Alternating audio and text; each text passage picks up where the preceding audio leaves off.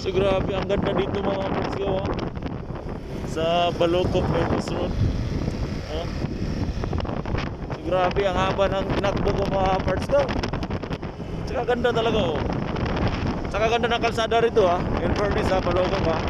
Hindi kasi dinadaanan ng truck to mga parts ko.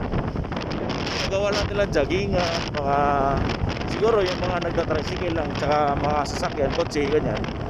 Yan lang yung dadaan mga parts ko. Kaya maganda pa rin yung kalsada dito sa bypass ng Balocop. At napakaraming tao dun sa dadaan ako kanina.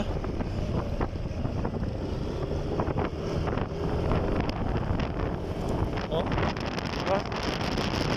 Kasi nga yun, kung matanggal yung stress nyo, try nyo pumunta sa Balocop mga parts ko. Tapos yung motor mo, matulin yung motor mo, maubos yung tuloy ng motor mo dito. Saka hindi lang, magandang lugar dito mga parts ko. Mas meron din mga nagtitinda.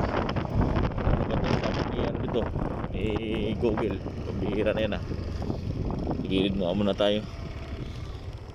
Mamaya sana naman tayong papadaanin. Okay.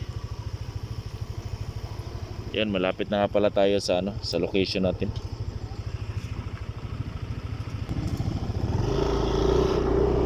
So yun, mamaya-maya na lang mga parts go.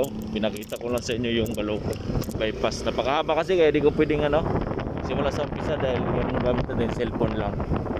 Kaya tulad sa dashcam, talagang makita nyo yung kabuuan ng Balocop bypass. Ganda. Ganda mga parts go. Daming tao dun. Kain. Kaya yan, mamaya-maya na lang. Malapit na ako sa destinasyon ko.